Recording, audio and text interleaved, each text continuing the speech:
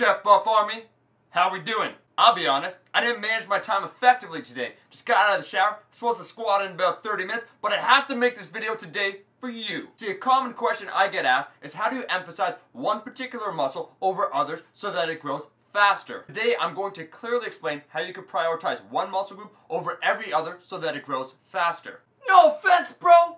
Your hair looks pretty gay. Just saying. And let's talk about a popular muscle group, hamstrings. What's that? Nobody wants to talk about hamstrings? Alright, let's talk about chest, because everyone's commenting on my chest. Let's talk today what you would exactly do to try and emphasize your chest over all your other muscles. Here are the rules. 1. Train it when you have the most amount of energy. You see, every single week, you only have so much energy with which to train.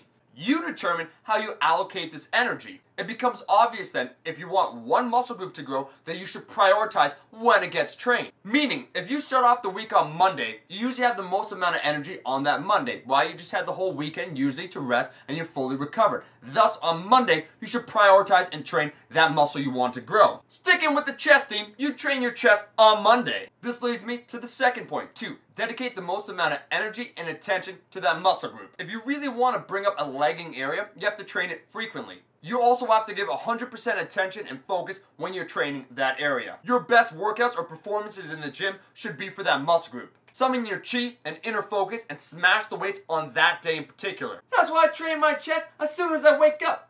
At 6 p.m. Yeah.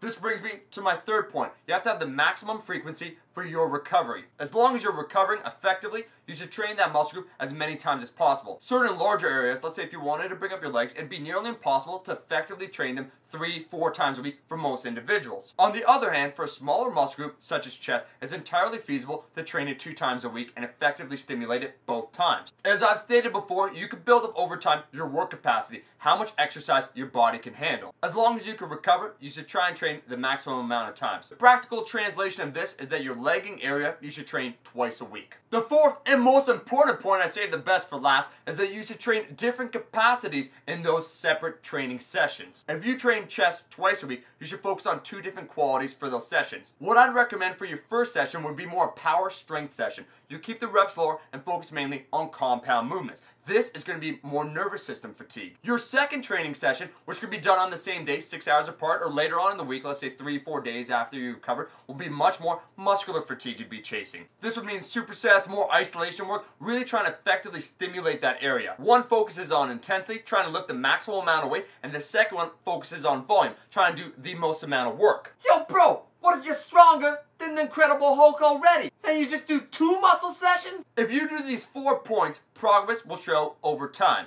Over the last 16 weeks, I really brought up my chest by emphasizing it. I trained it for the first day of the week, so on Monday, I trained it twice in that day, and I made sure I trained 2 different qualities. One was a strength session, and the second one was more volume-based. Do these tips in that legging area, the area you desire, will go faster than all the rest of your muscles. I'm going to apply the exact same principle starting in several weeks for another 16-week block when it comes to my shoulders. I'll post those results then. It's really amazing how a couple simple tweaks can make a profound impact on your body over time. But like I said, I gotta squat, I gotta go. Guys, that is the video. I hope you learned today the simplest, easiest way how to prioritize one muscle group. And make sure to like, share with friends, and subscribe. I'll be seeing all you guys in the next video.